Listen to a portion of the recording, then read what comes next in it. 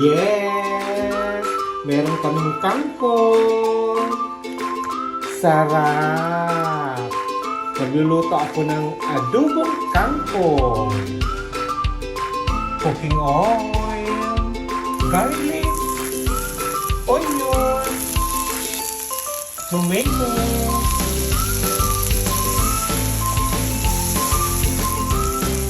and kangkong or water spinach.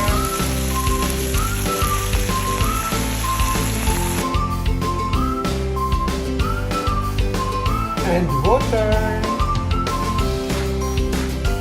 soy sauce,